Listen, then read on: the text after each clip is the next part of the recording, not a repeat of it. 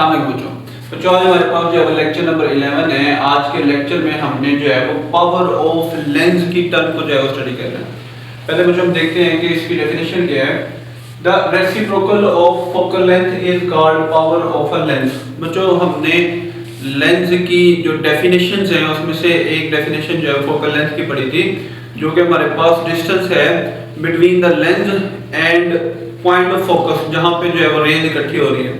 अब ये जो लेंथ है इसका अगर हम रेसिप्रोकल लें तो उसको जो है हम पावर ऑफ लेंस का नाम देते हैं। इसका फार्मूला है बच्चों, it is given by the formula P is equal to reciprocal of focal length. इसका बच्चों यूनिट है the SI unit of power is dioptre. ये बच्चों हम जो है लेंस की पावर की बात कर रहे हैं। नॉर्मल जो हम पावर का यूनिट है वो वाट इस्तेमाल करते हैं, लेकिन लेंस की पावर का यूनिट होता है डायोप्टर। और क्योंकि हमें पता है फोकल लेंथ का यूनिट मीटर होता है, तो एक डायोप्टर जो है वो 1 पर मीटर के बराबर है, यानी कि उसके इनवर्स के या रेसिप्रोकल के बराबर है फोकल लेंथ के। इसी तरह बच्चों हम देखते हैं कि ये जो पावर है वो कन्वेक्स लेंस के लिए और कनकेव लेंस के लिए इसकी क्या वैल्यू होती है। हमने बच्चों पढ़ा कि convex lens has a positive focal length, क्योंकि उसके अंदर एक्चुअली जो है वो रेज एक जगह पे कन्वर्ज हो रही होती है, तो उसकी पावर भी जो है बच्चों पॉजिटिव होती है। और इसी तरह जो है जो कनकेव लेंस है उसकी चूंकि फोकल लेंथ भी नेगेटिव होती है, इस वजह से जो है उसकी पावर भी नेगेटिव होती है। बच्चों किसी पॉजिटिव वैल्यू की जो रेसिप्रोकल होता है उसका जवाब भी पॉजिटिव होता है, और किसी नेगेटिव वैल्यू का जो रेसिप्रोकल होता है उसका जवाब भी जो है वो नेगेटिव होता है। अब इस पावर के हमारे पास क्या इफेक्ट है, ये पावर हम क्यों जो है वो स्टडी कर रहे हैं बच्चों। कहते हैं lens with higher power bend light more strongly. जब हम ये कहते हैं कि किसी लेंस की पावर बहुत ज्यादा है, तो इसका ये मतलब होता है कि उसमें से जो रेज जा रही हैं वो उसको बहुत ज्यादा बेंड कर रहा है।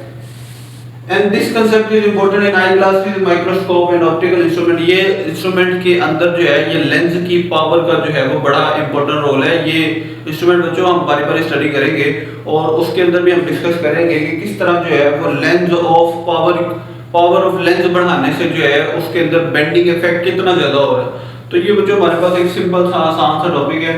लॉन्ग क्वेश्चन भी आ सकता है, आप इसको जो है वो इन हेडिंग्स में लिखेंगे। अगर आप शॉर्ट क्वेश्चन आए तो सिंपल आप पावर की डेफिनेशन लिखें, उसका फार्मूला लिखें और उसके यूनिट तक जो है वो लाजमी लिखें, ताकि आपके 2 नंबर जो है वो इसको पूरे मिल सके। अच्छा बच्चों हमारे पास जो है एक और छोटा सा टॉपिक है, image formation bye thin lenses. Lenses से जो है वो इमेज फॉर्मेशन कैसे होती है। पहले बच्चों कहता है कि एक चीज जो है हमें डिफरेंशिएट करनी है कि mirrors form image through reflection. Mirror के अंदर जो इमेज बनता है वो रिफ्लेक्शन के प्रोसेस से होता है, और जो लेंसेज जो हम पढ़ रहे हैं lenses create images through reflection. Lenses के अंदर जो है वो जितने इमेजेस बनते हैं वो रिफ्लेक्शन के अमल से बनते हैं। ये बच्चों आपको एमसीक्यूज भी आ सकता है कि जो है वो मिरर रिफ्लेक्शन यूज करते हैं, रिफ्लेक्शन यूज करते हैं, या दोनों प्रोसीजर यूज करते हैं। तो मिरर में सिर्फ रिफ्लेक्शन होता है और लेंसेज में जो है वो सिर्फ रिफ्लेक्शन जो है वो हम स्टडी करते हैं इमेज फॉर्मेशन के लिए। तो कहता है जो rules for image formation, image formation के रूल्स कैसे हैं, कैसे हम जो है इमेज बनाएंगे। For a convex lens the image formation follows 3 rules. Convex lens के लिए जो है वो इमेज फॉर्मेशन के 3 रूल्स हैं। पहला बच्चों रूल है a ray parallel to the principal axis passes through the focal point f after reflection from the lens ray 1। तो जो आपकी बुक में जो है उसने इकट्ठी डायग्राम बनाई है, आपको जो है अंडरस्टैंडिंग के लिए जो है इस डायग्राम को मैंने जो है वो हर पॉइंट के साथ अलग-अलग ड्रा किया है। तो कहते हैं बच्चों कि जब हमारे पास कोई रे प्रिंसिपल एक्सिस के पैरेलल आ रही है, ये हमारे पास सेंटर लाइन प्रिंसिपल एक्सिस है, और ये हमारे पास जो है वो लाइट की एक रे आ रही है कि जो कि प्रिंसिपल एक्सिस के पैरेलल है। तो यहाँ से शीशे से या ग्लास से या लेंस से रिफ्लेक्ट होने के बाद ये रे जो है वो प्रिंसिपल फोकस या फोकल पॉइंट में से गुजरेगी। ये हमारे पास इसका पहला रूल है। दूसरा रूल है बच्चों a ray passes through the optical centre of lens continuous straight without bending. Ray 2 हमारे पास सेकंड डायग्राम है। ये वो रे जो कि ये ऑब्जेक्ट है बच्चों जहां से रे आ रही है ऑप्टिकल सेंटर में से गुजर रही है, किसी भी तरफ बेंड नहीं होगी, सीधी की सीधी गुजर जाएगी। ये हमारे पास इसका दूसरा रूल है। तीसरा रूल में कहता है बच्चों a ray passes through the focal point f after reflection. वो रे जो पहले ही जो है वो फोकल पॉइंट से गुजर रही है वो क्या करेगी, रिफ्लेक्ट होने के बाद प्रिंसिपल एक्सिस के साथ पैरेलल हो जाएगी। पहले रूल में हमने पढ़ा था वो रे जो प्रिंसिपल एक्सिस का पैरेलल है वो रिफ्रैक्ट होने के बाद प्रिंसिपल फोकस में से गुजरेगी। ये और ये पॉइंट आपस में ऑपोजिट है। वो रे जो पहले ही प्रिंसिपल फोकस में से गुजर रही है वो रिफ्रैक्ट होने के बाद जो है बच्चों वो प्रिंसिपल एक्सिस के पैरेलल हो जाएगी। तो कहता है the ray becomes parallel to the principal axis, that is ray 3। इन तीनों रेस को बच्चों अगर हम इकट्ठा करें तो ये हमारे पास रे 1 है, इसी तरह बच्चों ये रे 2 है जो कि ऑप्टिकल सेंटर से गुजर रही है, और ये हमारे पास रे 3 है जो पहले ही प्रिंसिपल फोकस से गुजर रही है और उसके बाद जो है वो पैरेलल में सीधी हो जाती है। ये तीनों रेस बच्चों जहां पे मिलती हैं वहां पे हमारे पास फाइनल इमेज बनता है जो कि रियल होता है और इन्वर्टेड होता है। कहता है बच्चों final image formation by tracing these rays, ये जो हमने 1 2 3 रेज हैं वो इकट्ठी जब ट्रेस करेंगे we can determine where and how an image form, कि हमारा इमेज कहां पे बनेगा और किस तरह का बनेगा। जैसे इस डायग्राम में आप देख सकते हैं बच्चों के इमेज जो है वो इन्वर्टेड बना है और रियल बना है। The position, size and the nature of the image depends on where the object is placed in relation to the lens। बच्चों इससे पहले हमने एक टॉपिक के अंदर पढ़ा था कि कन्वेक्स लेंस में इमेज जो है वो आमतौर पर लेंस के ऑपोजिट साइड में बनता है, लेकिन अगर आप जो है वो ऑब्जेक्ट को लेंस के इंतहाई करीब रख दें तो इमेज फॉर्मेशन जो है वो लेंस की तरफ ही बनता है और वो बड़ा होता है और वर्चुअल होता है। तो कहता है बच्चों कि जो हमारे पास फाइनल इमेज है वो कहाँ पे बनता है, डिपेंड करता है कि हमने ऑब्जेक्ट जो है वो उसको कहाँ पे रखा है। उस वो ऑब्जेक्ट की जो प्लेसमेंट है वो हमें बताती है कि जो है वो इसका फाइनल इमेज जो है वो कहाँ पे बनेगा। इसी तरह बच्चों कहता है कि ये जो हमने प्रिंसिपल स्टडी किए हैं 1 2 3, these principles are important in devices like camera, magnifying glass and microscope and eyeglasses। जब हम बच्चों इन टॉपिक को जो है स्टडी करेंगे तो वहां पे हम देखेंगे कि इन्हीं प्रिंसिपल को इस्तेमाल करते हुए जो है वो इनके अंदर इस्तेमाल होने वाले लेंसेज जो है वो इमेज बना रहे हैं। तो कहता है बच्चों कि ये प्रिंसिपल जो है वो जनरलाइज्ड प्रिंसिपल है for lenses for image formation in any kind of devices. तो जो अब हमारे पास टॉपिक है formation of real image by converging lens. Real image converging lens से कैसे बनता है, अभी हमने जो है वो स्टडी किया कि इमेज बनाने के कौन से 3 रूल्स हैं। उन्हीं रूल्स को दोबारा इस्तेमाल करते हुए जो है हम देखते हैं कि हमारे पास रियल इमेज कैसे बनता है, और इसी तरह हमारे पास इसके साथ एक टॉपिक है formation of virtual image by converging lens. Lens हमारे पास एक ही तरह के हैं, लेकिन हमने देखना है कि इसमें से रियल इमेज कब बनेगा और वर्चुअल इमेज जो है वो कब बनेगा। तो पहले बात जो हम देखते हैं, a convex lens produces real image when the object is placed beyond 2f। बच्चों हमें ये पता है कि f फोकल पॉइंट है, जितना ये डिस्टेंस है उतना ही जो है मजीद डिस्टेंस जो है वो ऐड करें तो ये हमारे पास जो है वो 2f बन जाता है। अगर हम अपने ऑब्जेक्ट को जो है वो 2f से पीछे रखें तो क्या होता है कि इसमें से 3 लाइन गुजरेंगी। पहली जो रेज ऑफ लाइट है वो पैरेलल टू प्रिंसिपल एक्सिस है, पहला रूल, और रिफ्रैक्ट होने के बाद जो है प्रिंसिपल फोकस में से गुजरेगी और दूसरी तरफ चले जाएगी। इसी तरह दूसरा रूल है कि वो रे जो ऑप्टिकल सेंटर में से गुजर रही है वो सीधी गुजर जाएगी, पहली रे को जो है यहाँ पे टकराएगी। इसी तरह जो तीसरी जो हमारे पास रे है वो प्रिंसिपल फोकस में से गुजरेगी और गुजरने के बाद जो है वो parallel to the principal axis हो जाएगी और पहली 2 रेज को जो है वो इस से ए पॉइंट के ऊपर जो है क्रॉस करेगी।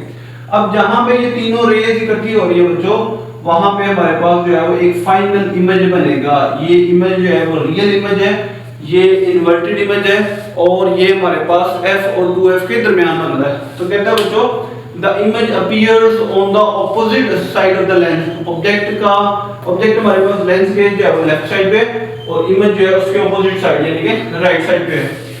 From where the object is located, जहां पे ऑब्जेक्ट मौजूद है उसके बिल्कुल ऑपोजिट साइड पे जो है वो इमेज बनता है। तो ये बच्चों हमारे पास जो है वो रियल इमेज की जो है फॉर्मेशन। इसी तरह अगर हमने जो है वो वर्चुअल इमेज बनाना है, वर्चुअल इमेज बनाने का मकसद क्या है कि हमने इमेज का साइज को बड़ा करना है। तो उसके लिए हमें क्या करना पड़ेगा, for a convex lens to produce a magnified size बड़े वाला हमने इमेज बनाना है virtual image, the object should be placed within the focal length of the lens. मिसाल के तौर पर बच्चों ये हमारे पास कन्वेक्स लेंस है और ये उसकी फोकल लेंथ है। इस फोकल लेंथ के अंदर हमने जो है ऑब्जेक्ट को रखना है। जैसे हम ऑब्जेक्ट को इस फोकल लेंथ के अंदर रखेंगे तो पहला रूल बच्चों के हमारे पास ray parallel to principal axis जाएगी, रिफ्रैक्ट होने के बाद जो है प्रिंसिपल फोकस में गुजर जाएगी। दूसरा हमारे पास जो है ऑप्टिकल सेंटर में से रे सीधी गुजर जाएगी। तीसरा इसके ऊपर बच्चों जो है एप्लीकेबल नहीं होता क्योंकि पहले ही जो है प्रिंसिपल फोकस से आ गया, यहां से रे पीछे नहीं जा सकती, दूसरी तरफ हमने लेंस की तरफ भेजनी होती है। तो ये दोनों रेज बच्चों यहां से लेंस में से गुजर स्प्रेड आउट हो जाती है। अब इन दोनों रेज को जो है अगर हम पीछे की तरफ जो है बढ़ाएं तो ये दोनों रेज हमें एक खास पॉइंट पर मिलती हुई मालूम होती है। वो खास पॉइंट जहां पे ये मिलती हुई मालूम होती है वहां पे बच्चों हमारे पास जो है वो वर्चुअल इमेज बनेगा।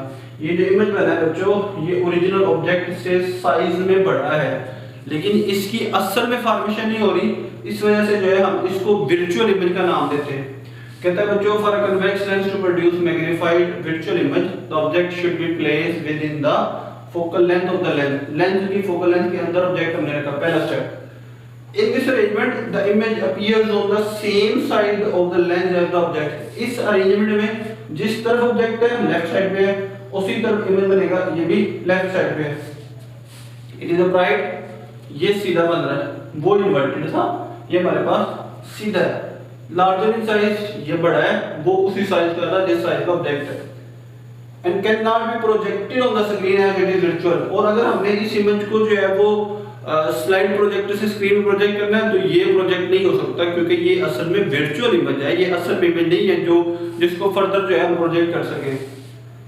Such an image is visible only when viewed through the lens. इस तरह के इमेज को देखने के लिए सिर्फ आप लेंस की दूसरी साइड में आप देख सकते हैं कि ऑब्जेक्ट आपके पास छोटा था लेकिन उसका इमेज जो है वो बड़ा नजर आ रहा है। कहता है बच्चों इस जो है प्रिंसिपल्स को हम जो है वो इस्तेमाल करेंगे मैग्नीफाइंग ग्लासेस के अंदर। मैग्नीफाइंग ग्लासेस के अंदर ऑब्जेक्ट हमारे पास छोटा होता है, जैसे एक वॉच मेकर के पास जो है ऑब्जेक्ट इंतहाई छोटे होते हैं, उसको देखने के लिए उसके पास एक छोटा सा जो है वो सर्कुलर जो है लेंस होता है जिसकी मदद से वो उसको बढ़ा करके देखता है। अब जिस तरफ ऑब्जेक्ट है उसी तरफ उसका इमेज नजर आ रहा है। इसी तरह जो हमारे बुजुर्ग लोग होते हैं उनको जो है वो अखबार पढ़ने के लिए वो क्या करते हैं, वो एक लेंस रखते हैं अपने पास, या जो हमारे आई ग्लासेस के लेंस हैं वो भी यही करते हैं कि जिस तरफ ऑब्जेक्ट है उसी तरफ ही जो है वो हमारे पास इमेज दिखाई दे रहा होता है, जो कि मैग्नीफाइड होता है और वर्चुअल होता है। वो असल में उतना बड़ा ऑब्जेक्ट होता नहीं है जितना बड़ा जो है वो इमेज नजर आ रहा होता है।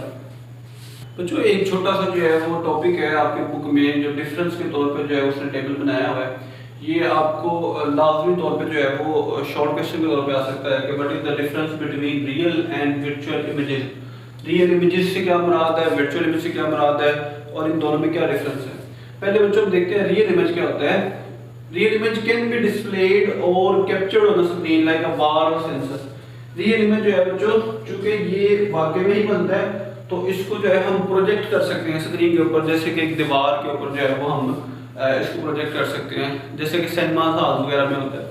इसी तरह बच्चों वर्चुअल इमेज की जो है वो कैन नॉट बी प्रोजेक्टेड और card on the screen. Virtual image चूंकि इमेज होता ही नहीं है, वो सिर्फ हमें जो है वो महसूस होता है बस, इसलिए जो है उसको प्रोजेक्ट नहीं कर सकते, हम उसको दीवार के ऊपर नहीं देख सकते। इसी तरह बच्चों कहता है कि always appear opposite down inverted. Real image जो है हमेशा ऑपोजिट डाउन इन्वर्टेड जो है बनता है, जबकि जो हमारे पास वर्चुअल इमेज है always appear upright and erect. सीधा हमारे पास सीधा बनता है, जिस तरफ ऑब्जेक्ट होता है उसी तरफ जो है वो इमेज बनता है, सीधा बनता है, वर्चुअल होता है।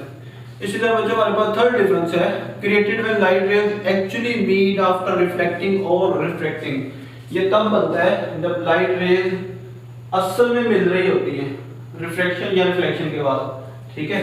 और तीसरा पॉइंट बच्चों इसका है कि created when light rays only seem to meet they do not actually converge. ऐसा लगता है कि जैसे वो मीट कर रही हैं लेकिन असल में मीट नहीं करती।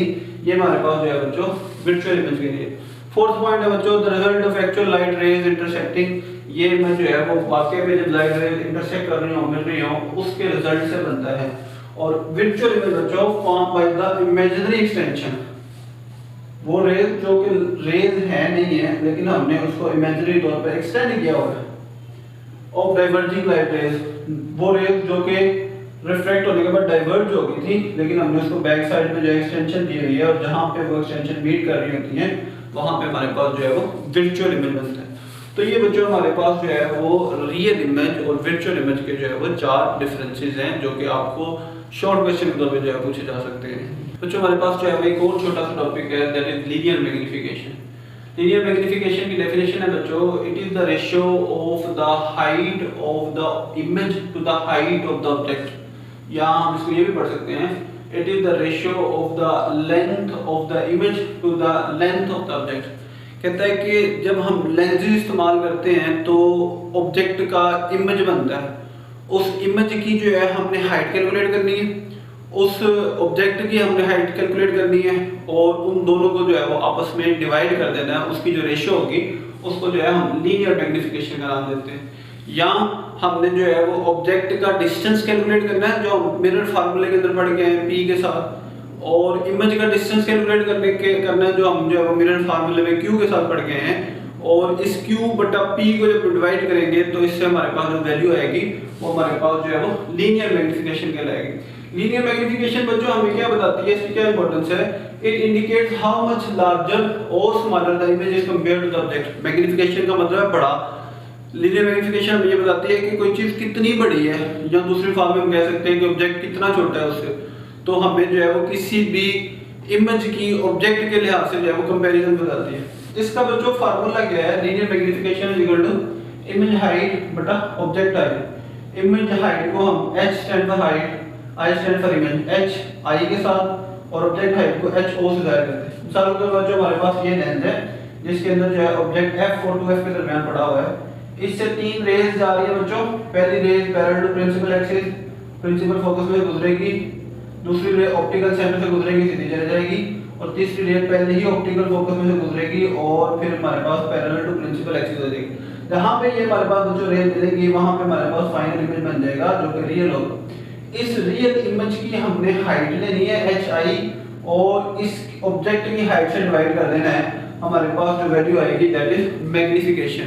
इसके अलावा बच्चों उसने जो डेफिनेशन के अंदर एक और बात की कि हम जो है वो इमेज का डिस्टेंस भी ले सकते हैं लेंस से, इसी तरह ऑब्जेक्ट का डिस्टेंस भी ले सकते हैं लेंस से। इन दोनों की जो रेशियो होगी बच्चों, इसको भी जो है m is equal to Q बटा P, ये भी हमारे पास लीनियर मैग्नीफिकेशन कहलाता है। ठीक है, तो ये हमारे पास इसका फार्मूला है। इसके अलावा बच्चों उसने लिखा हुआ है steps to calculate linear magnification. Linear magnification के लिए आपको क्या क्या स्टेप करने हैं? सबसे पहले आपके पास जो ऑब्जेक्ट है उसकी हाइट मालूम कर लें, h होगी। उसके बाद measure the height of the image, आपके पास जो इमेज मालूम हुआ है उसकी हाइट मालूम कर लें। उन दोनों को जो है वो डिवाइड करें, फार्मूला इस्तेमाल करें, जो वैल्यू आ जाएगी हमारे पास बच्चों वो मैग्नीफिकेशन। मिसाल के तौर पे हमारे पास जो ऑब्जेक्ट है उसकी हाइट है 2 मीटर, और जब हम जो है वो उसको कन्वेक्स लेंस से देखते हैं तो उसकी हाइट हमें नजर आती है लाइक 4 मीटर। तो हम जो है वो इसको जब फार्मूले का इस्तेमाल करेंगे तो m इज इक्वल टू 4/2।